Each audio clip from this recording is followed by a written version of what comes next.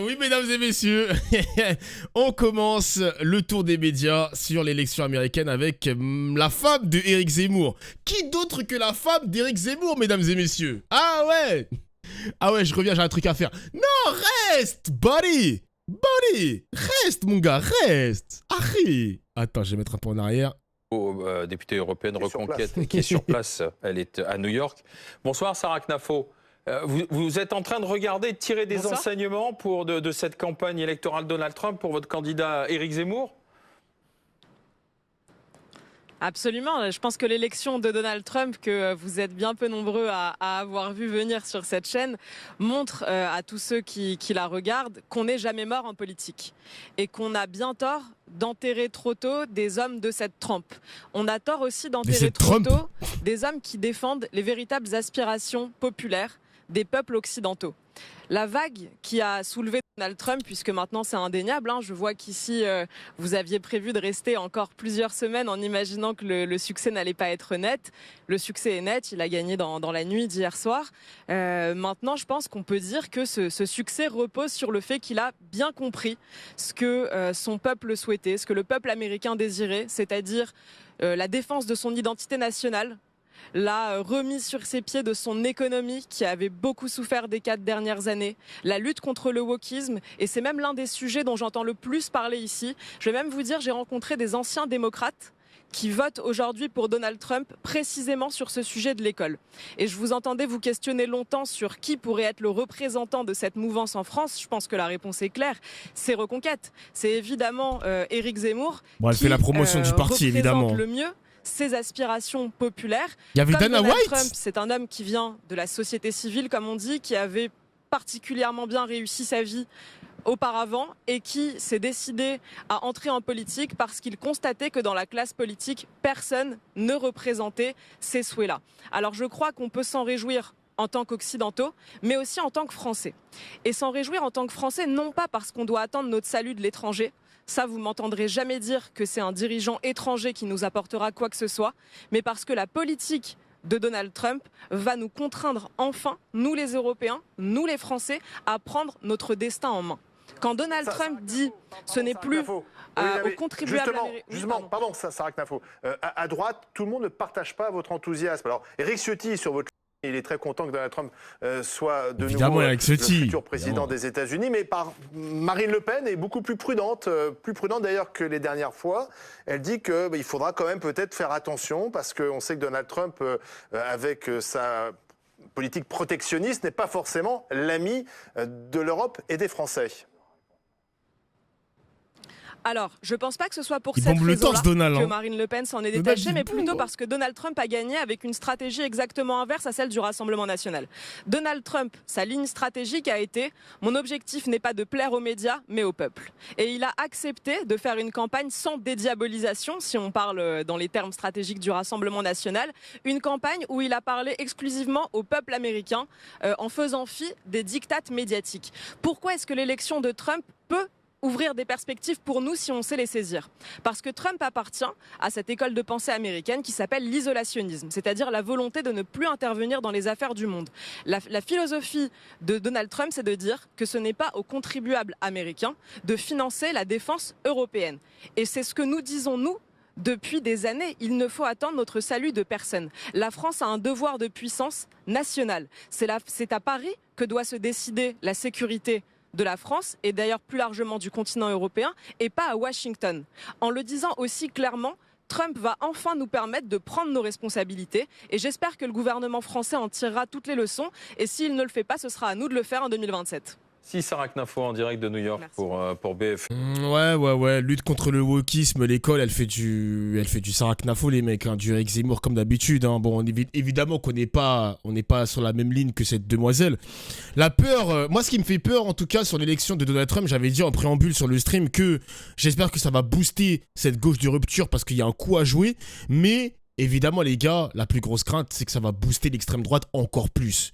Je sais pas jusqu'à quel niveau, Marine Le Pen dans les sondages, Jordan Bardella dans les sondages, même Éric Zemmour aussi qui aura son coup à jouer, peut-être pour 2034 ou je ne sais pas, les prochaines années. Bon après là il sera un petit peu trop vieux quand même, mais je pense que ça va aussi profiter à l'extrême droite, ce boost Au profit de qui, les mecs, hein? Bah, des futurs adversaires de Marine Le Pen. Là, je parle littéralement de Édouard Philippe, de potentiellement Gabriel Attal, parce que oui, évidemment, et peut-être même Bruno Retailleau qui a les oreilles qui sifflent pour 2027. On verra, les mecs, ce que ça va donner, hein. Je suis pas d'accord sur ça de Fla. Trump, il a rien à voir avec l'extrême droite en France. C'est pas ce que j'ai dit. J'ai dit simplement que l'élection de Donald Trump peut potentiellement booster l'extrême droite en France. Booster dans le sens où il y aura la lutte contre le wokisme engendré par Marine Le Pen et ses compères, et l'extrême droite française de manière générale. Ça va un petit peu alimenter les citoyens en mode on en a marre du wokisme, on va voter Marine Le Pen, on en a marre des immigrés, on va voter Marine Le Pen, on veut une politique protectionniste et souverainiste, on va voter Marine Le Pen, etc. etc. Donc moi les gars, désolé, mais indirectement ça va booster... ça booste les extrêmes de manière générale, hein. Ça booste l'extrême droite de manière générale, les mecs. Voilà. Voilà.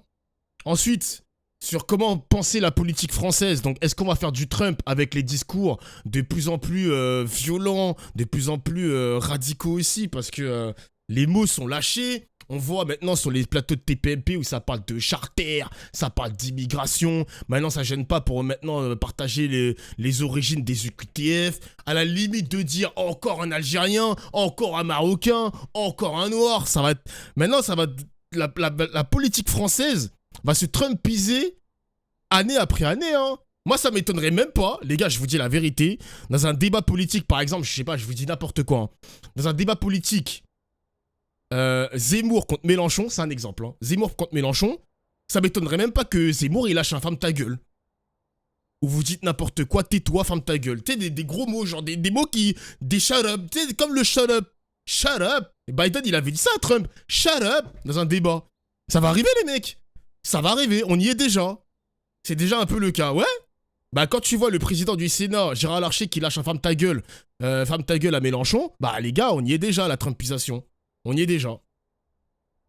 Et pour conclure, parce qu'elle avait souligné quelque chose d'assez important, Sarah Knafo, je souscris pas à tout ce qu'elle dit, mais là, pour le coup, elle a entre guillemets raison. Elle a parlé des médias.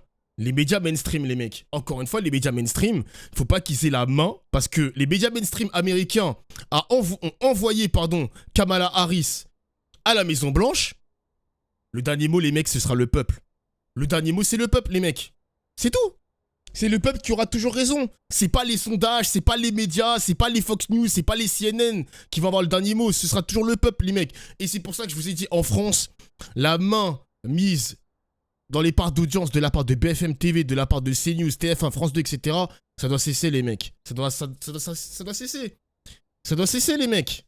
Comme aux législatives, exactement. Ça doit cesser. Aux législatives, tout le monde envoyait Marine Le Pen. Un nouveau sub. Non, tout le monde envoyait Bardella Premier ministre. Au final, la France est divisée comme jamais. Au final, on a une coalition Macron-Barnier. Il faut déjouer ça, les mecs. Il faut continuer sur cette lancée, en vrai, hein. C'est nous, citoyens. Et Elon Musk, il en avait fait un tweet aussi. Il avait dit que les médias traditionnels, ça va devenir obsolète. Maintenant, la véritable parole, attention quand même aux fake news, etc. Mais la parole, c'est les citoyens. C'est eux qui font l'information. C'est eux qui véhiculent l'information. Parce qu'ils sont littéralement sur le terrain.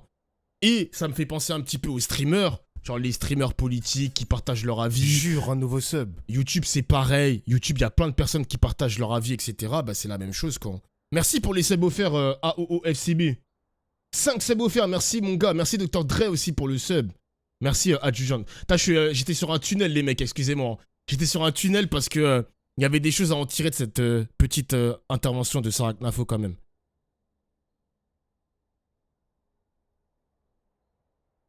Un sainte qui fait des rotations à côté de moi, ouais. Mais c'est les médias qui ont affaibli le RN d'Ofla entre les deux tours. Bah non, pas du tout. Alors là, franchement, on sera jamais d'accord sur ça. Me faire croire que les médias français ont affaibli le RN dans l'entre-deux tours des législatives, ma bite, ça j'y crois pas. C'est surtout le barrage républicain et c'est le réveil du peuple français qui ont affaibli le RN et non pas les médias traditionnels. Non. Non, je suis pas d'accord là-dessus. Je suis pas d'accord. Genre, il y a Hugo, ça va ou quoi Hugo? C'est l'info qui a été traité par le numéro 2 du RN. Mais non. Genre la vie de ta mère. Incroyable. Ah là là là là là là. À aucun moment les médias ont freiné le RN, bien au contraire. Mais oui, mais on sera pas d'accord là-dessus, en tout cas avec Atao. Mais j'ai pas envie de me prendre la tête avec lui ce soir, les mecs. Hein. Là, j'ai pas le time. Et on conclut avec le dernier. J'ai pris des notes, les mecs. Hein. Je vais prendre des notes ce soir parce que j'ai pas envie d'intervenir en plein discours des politiques. Mais elle a parlé de non-alignés.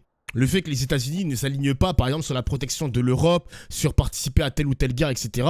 Et ça, c'était aussi l'idée d'une autre extrême, l'extrême gauche de Mélenchon, quand il parle de remettre en cause l'OTAN, quand il parle d'être non aligné sur la situation, par exemple, en Ukraine ou dans les autres conflits dans le monde. Bah, je suis désolé, mais Mélenchon, quand il veut une voix non alignée française, il a raison sur ça. Ce n'est pas notre problème.